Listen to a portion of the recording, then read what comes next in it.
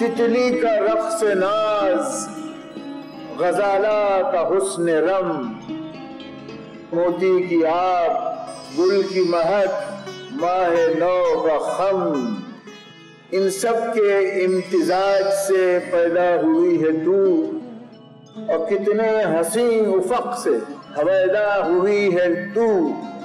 लहजा मली है कि नमक ख्वार हूँ तेरा, और सेहत जबान में है कि बीमार हूँ तेरा।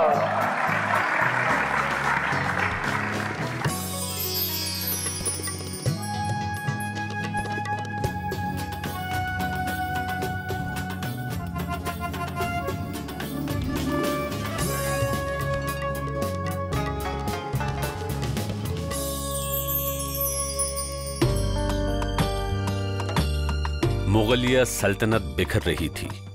दिल्ली के नामी सुखनवरान दूसरी रियासतों में पनाह लेने को मजबूर थे, लेकिन शोरिशों के इस दौर में भी एक सेहतमंद पेशरफ्त हुई। उर्दू अदब और उर्दू तहजीब हिंदुस्तान के गोशे गोशे में पहुंच गए। मीर का ज़माना, मेरा ख्याल है कि 18वीं सदी उर्दू शायरी की सुनहरी सदी है। जो मुग़ल सल्तनत का एक किस्म का ज़वाल था, वो उर्दू पोइट्री का उरूज था एक किस्म का। ये ज़ुबान जो थी किला मोहल्ला दिल्ली शाहजहाँ आबाद में समट के रह चुकी थी। फिर जैसे जैसे ये ज़ुबान बाहर निकली, इसमें और निखार होता गया।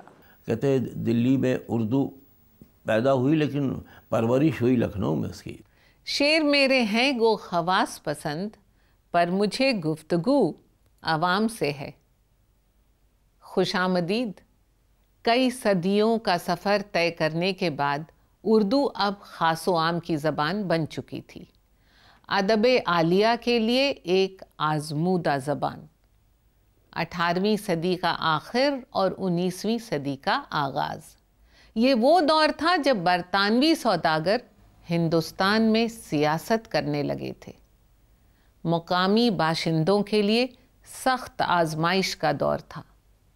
उर्दू शायरी सियासी और समाजी तलातुम से हमकिनार हो रही थी, और अदब का मयार बुलंद से बुलंदतर होता जा रहा था। 18वीं सदी ने जाते जाते उर्दू को वो रमक बख्शी कि ये बर्रे सगीर की मुमताज़ अदबी ज़बान बन गई। इसका अदब न सिर्फ दूसरी ज़बानों के लिए एक मिसाल बन गया, बल्कि हिंदुस्तान के हर इलाके में उर्दू में अदब तख्लीक होने लगा।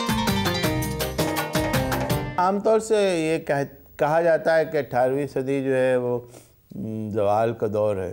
हाँ, पॉलिटिकल जो है सियासी तो डिक्लाइन या ज़वाल नज़र आता है, डिसइंटीग्रेशन नज़र आता है, ज़वाल तो नहीं कहना चाहिए।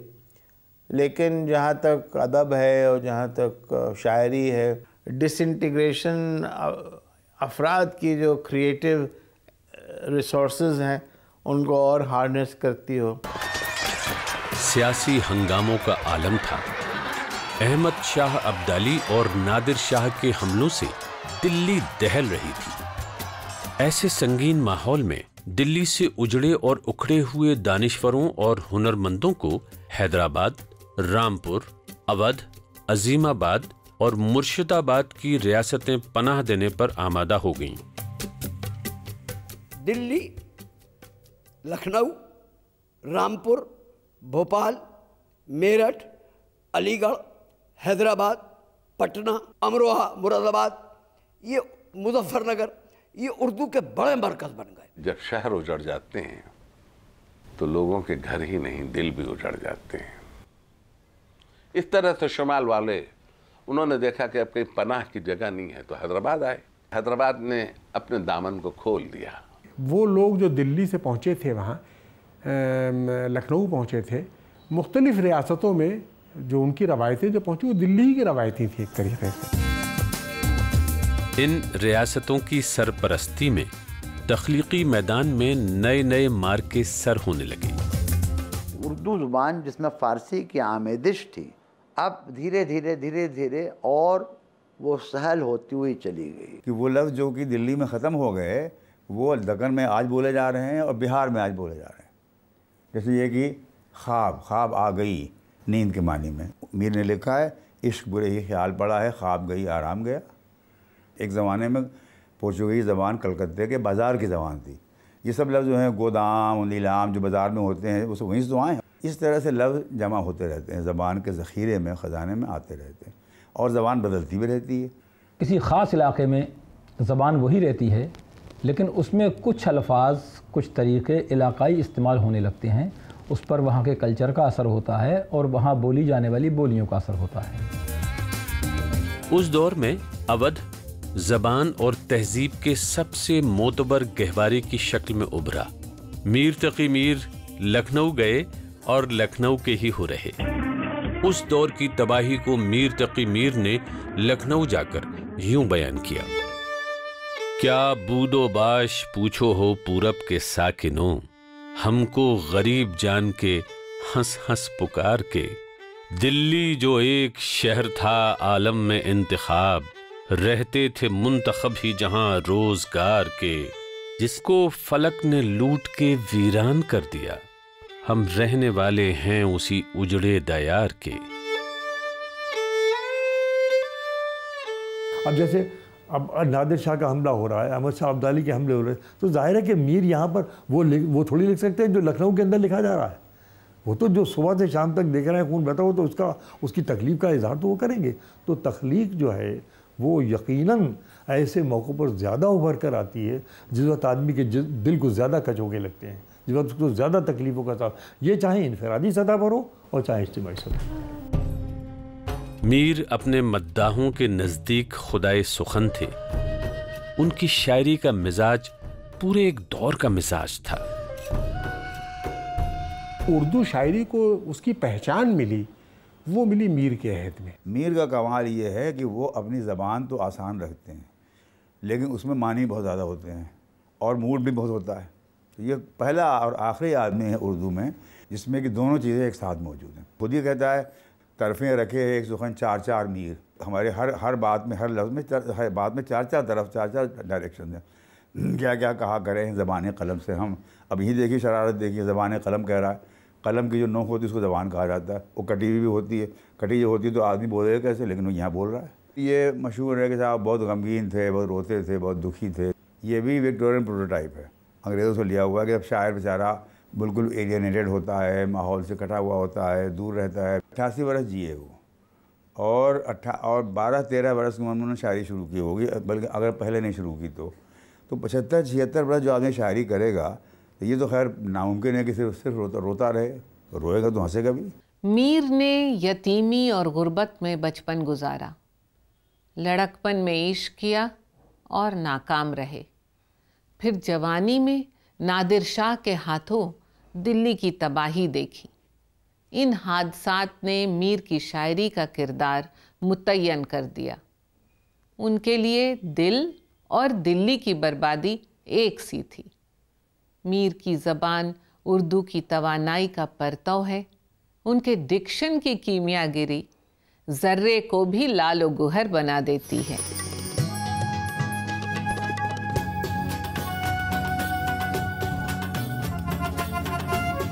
उर्दू ज़बान की ये खूबी रही है कि एक ज़वाल पजीर तहज़ीब के तमाम जिंदा अनासर अपने अंदर जज्ब कर ले और आने वाली नस्लों को उनसे रूशनास कराते हुए नई फ़िक्र व तख़य्युल को परवान चढ़ा सके।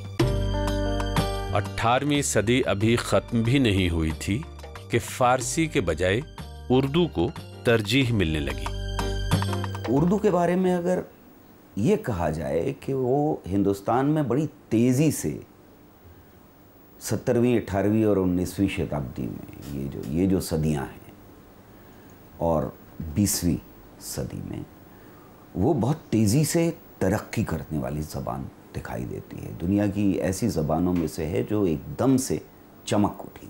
उर्दू बहुत खूबसूरत ज़बान है और उसकी जो पोइट्री है वो बहुत ही एस्थेटिक पोइट्री है।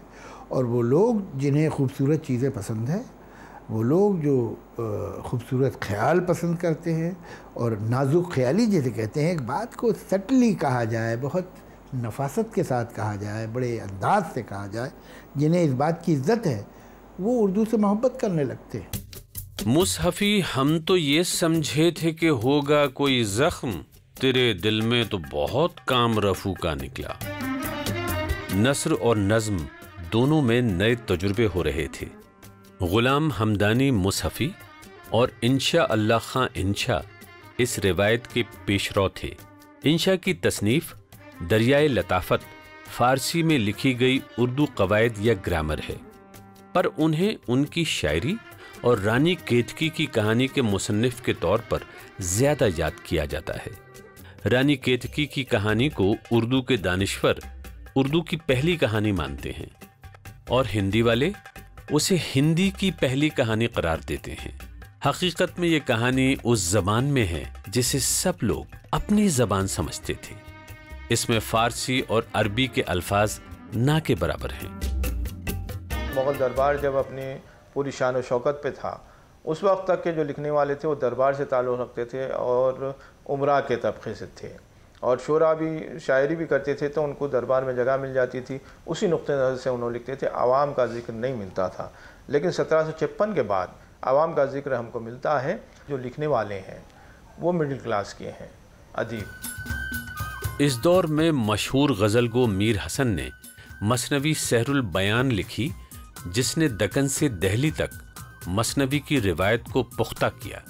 सहरुल बयान हिंदुस्तानी रस्म व रिवाज और त्योहारों के खूबसूरत बयान की मिसाल बन गई। मसनवी सहरुल बयान दया शंकर नसीम की क़िस्सा गुल बकावली और तसद्दुक़ हुसैन शौक़ की मसनवी ज़हर इश्क तीनों ही लखनऊ में लिखी गईं, और ये मसनवी की बेहतरीन मिसालें हैं।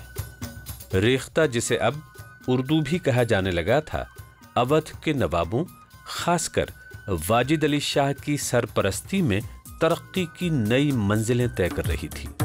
उर्दू में ड्रामा निगारी की इब्तिदा भी इसी वक्त हुई।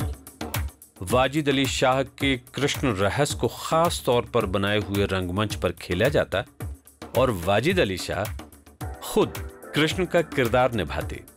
रहस की रूहानी फिजा को बरकरार रखने के लिए शर्त यह थी कि देखने वाले जाफरानी रंग के कपड़े पहनकर आएं। उन्होंने मतलब अपने दरबार में पूरा रहस लीला कंपोज किया और ख़ुद कृष्ण बनकर उन बेगमों के साथ अपने नृत्य किया करते थे। तरपत सगरी रहन गवाई कौन देश गए सांवरियारे, बड़ा मशहूर गाना नवाब साहब का था, और उसके ऊपर अभिनय भाव हुआ है। मोहन रसिया आए बगिया चूम रहे रस कली कली रे। आए बगिया भी इशारा था कि नवाब वाजिद अली शाह भी कोई कली हरि नाम पुकारे और कोई कली सुन अली अली रे। वाजिद अली उनका वो था। रहस ने अवाम को ड्रामा और नौटंकी की तरफ रागिब किया और उर्दू ड्रामे के लिए राहें हमवार कर दी। आगा हसन अमानत ने उर्दू का पहला जदीद ड्रामा इंदर सभा वाजिद अली शाह के दौर में ही लिखा। जल्द ही इंदर सभा के हिंदी और गुजराती तर्जुमे भी तैयार हो गए। 1892 तक फ्रेडरिक रोजन ने इंदर सभा का तर्जुमा जर्मन जबान में भी कर दिया था। इंद्र सभा में कोई बेगम को इंद्र उठा ले गए तो मतलब वो स्वयं खुद ही इंद्र बन जाते थे, और तो उस दिन 3 दिन लखनऊ बंद हो जाता था कि भाई बेगम गायब हो गई, इंद्र उठा ले गए। जबकि मतलब वो था महल की बात, लेकिन 3 दिन लखनऊ बंद। इंदर सभा की मकबूलियत से मुतासिर होकर बहुत सारे ड्रामे लिखे गए और इस तरह आगे चलकर उर्दू थिएटर की शुरुआत हुई। उधर दिल्ली में मुगल सल्तनत लाल किले तक सिमटती जा रही थी। शहजादा अली गौहर ने बमुश्किल शाह आलम सानी के नाम से इक़्तिदार संभाला। ईस्ट इंडिया कंपनी से बक्सर में जंग भी की। अंग्रेजी हुकूमत यके बाद दीगरे हिंदुस्तानी रियासतों पे काबिज हो रही थी। बादशाह शेरो शायरी में डूबे थे और नवाब रास रंग में। कई हिंदुस्तानी हुक्मरानों के लिए मुश्किल की घड़ी ज़रूर थी, मगर इस हिंदुस्तानी ज़बान के लिए ये बड़ा मुबारक वक्त था। कहा जाता है कि नवाब वाजिद अली शाह को जब कैद करके कलकत्ता ले जाया जा रहा था तो उन्होंने अपना लाफानी शेर पढ़ा। दरो दीवार पे हसरत की नज़र करते हैं, खुश रहो अहले वतन, हम तो सफ़र करते हैं।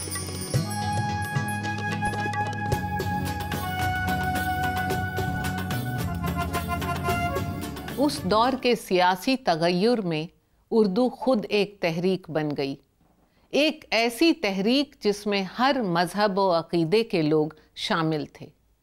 उर्दू अब मज़ीद मुस्तहकम हो रही थी, अपने परस्तारों तक पहुंचने के लिए बेकरार नई राहें तलाश कर रही थी।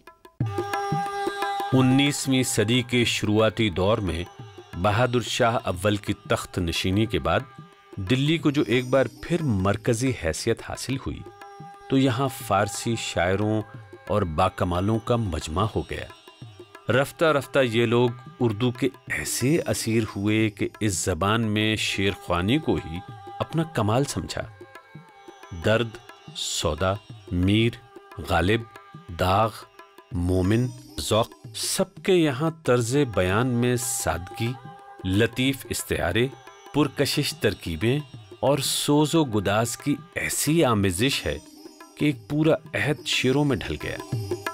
गज़लें, नज़में, नज़मों की मुख्तलिफ शक्लें, मसनवी, मुसद्दस, मुसल्लस, मुखब्बस, मुस्तज़ाद, रुबाई, क़ता। अब क़ता, रुबाई तो 4 मिसरों की है और एक वज़न है उसका ख़ास। क़ता 2 शेर का भी हो सकता है और 20 शेर का भी हो सकता है, तो एक मगर उसका थॉट कंटेंट सब एक होगा। जैसे गज़ल में तो हर शेर कंप्लीट अलग है ना, लेकिन जो क़ता होगा उसका थॉट कंटेंट नज़्म की तरह एक होगा। जहां दिल्ली उजड़ रही थी, वहीं लखनऊ में ऐशो निशात की महफिलें संवर रही थी। नासिख और आतिश जैसे शोरा ने शायरी की हैसियत इस कदर बदल दी कि उनकी शायरी का एक अलग दबिस्तान दबिस्तान लखनऊ से मंसूब हो गया। अंदाज में ही फ़र्क हो गया कि कोई चीज़ बड़ी रफनेस नहीं ख़त्म हो गई थी।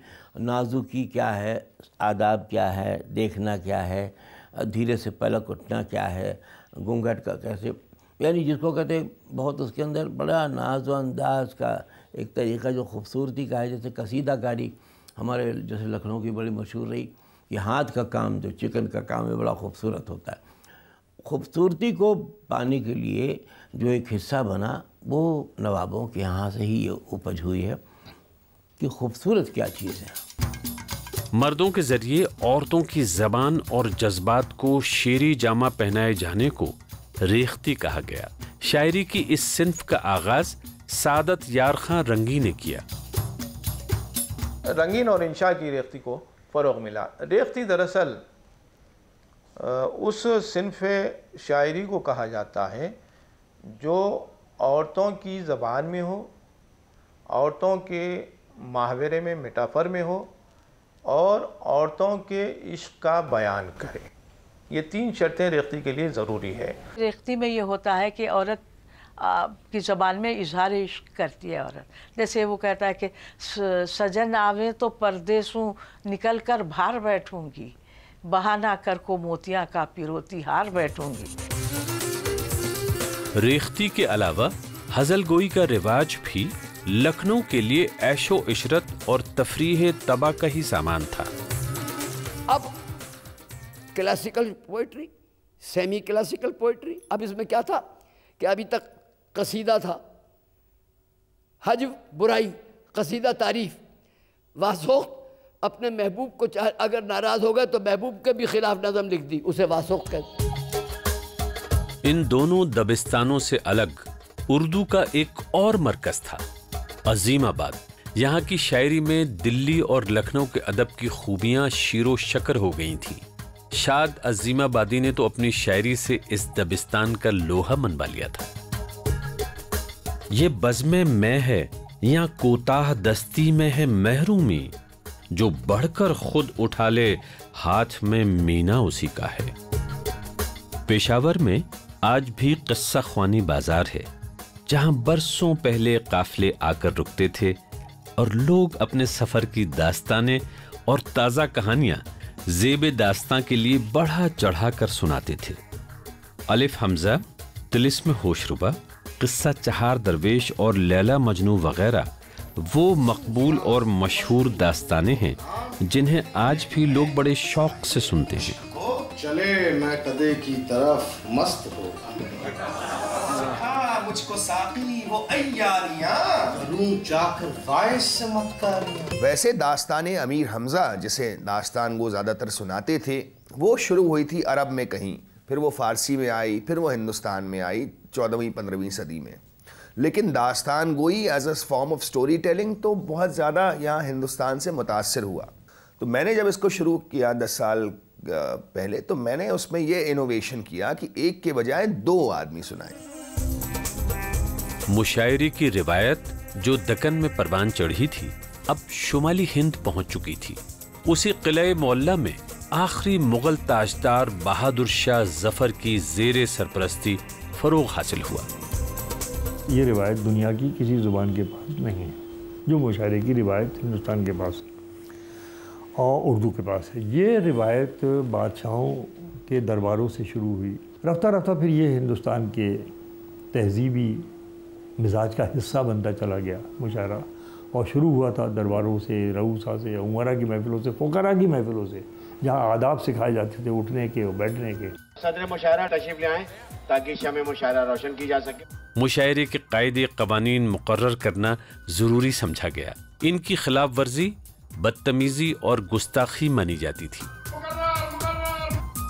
देखिए बहुत खूबसूरत रवायत है ये, और ये बड़ा बहुत लोग जो नॉन उर्दू के लोग हैं उन्हें यही देख के हैरत होती है, खुसूसन अंग्रेज़ी लिटरेचर से आए हुए लोगों को, कि शायर खड़ा होता है, ना उसके पास कागज़, ना किताब, ना कॉपी, और खड़ा हुआ अपनी पोइट्री ज़बानी सुना रहा है।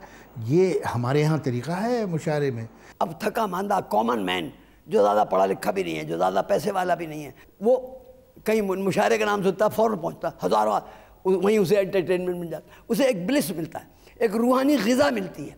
ये उर्दू शायरी की खूबी है। देखिए मुशायरा उर्दू का बड़ा कीमती और बड़ा खूबसूरत एक इदारा है। ज़माने क़दीम में मुशायरा ख़वास का होता था।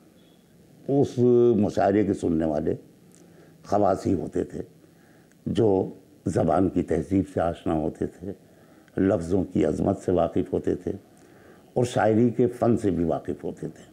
शोरा बहुत सोच समझ के ऐसी शायरी करते थे कि जो ज़रबुल मसल बन जाती थी। आज भी आप देखिए पुरानी शायरी के अशार हम अपनी बात सामने वाले तक पहुंचाने के लिए अक्सर उन अशार का सहारा लेते हैं। हाजिर जवाबी और बदीह गोई को शायराना कमालात की महराज समझा जाने लगा। ये सिलसिला आज भी जारी है। हम हुए, तुम हुए कि मीर हुए, उनकी जुल्फों के सब असीर हुए। बहुत शानदार। कैसर गजल को परखते हैं हम भी ढंग से, सोना सोनार जैसे कस्ता है संग से। किलाए मुअल्ला में पहली सी आबोताब तो नहीं थी, लेकिन बादशाह जफ़र तंगदस्ती के बावजूद शुअरा की सरपरस्ती और हौसला अफजाई कर रहे थे। यूं कहें कि हिंदुस्तान उर्दू के इश्क में इस कदर गिरफ्तार था कि पस्तगी के इस माहौल में भी इस ज़बान का जादू सर चढ़ के बोल रहा था। नाम यूं पस्ती में बालातर हमारा हो गया, जिस तरह पानी कुएं की तह में तारा हो गया। दास्तान उर्दू की अगली किस्त में बेनकाब होंगे हुकूमत बरतानिया के सियासी खेल, जिन्होंने हमारी ज़बान को अपनी बाजीगरी में उलझा के रख दिया, और इसका खामियाजा हम आज तक भुगत रहे हैं। गैर मुमकिन है कि हालात की गुत्थी सुलझे, अहले दानिश ने बहुत सोच के उलझाई है। खुदा हाफिज।